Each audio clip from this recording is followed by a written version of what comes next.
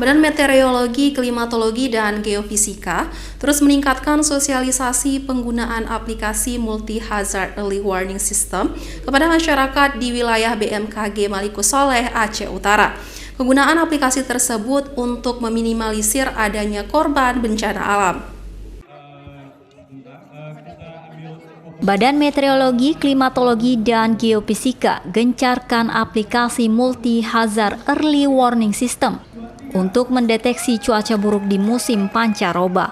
Aplikasi ini diharapkan mampu meningkatkan kewaspadaan masyarakat terhadap berbagai potensi cuaca dan bencana alam yang rawan terjadi. Teknologi ini terus disosialisasikan kepada masyarakat umum dan nelayan agar dapat mengetahui potensi yang terjadi, khususnya di wilayah BMKG Stasiun Maluku Soleh, Aceh Utara. Aplikasi ini memudahkan masyarakat dalam mendeteksi berbagai potensi bencana dan cuaca, sehingga di hari peringatan meteorologi ke-72, pihak BMKG menargetkan 60% masyarakat bisa menggunakan aplikasi ini dalam kurun waktu 3 bulan.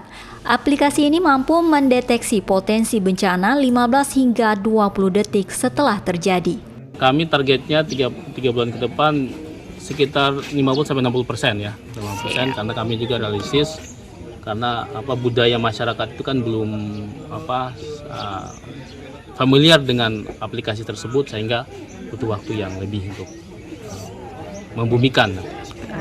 BMKG Maluku Soleh akan gencar melaksanakan edukasi selama 3 bulan ke depan dengan seluruh peralatan canggih pendeteksi cuaca yang dimiliki.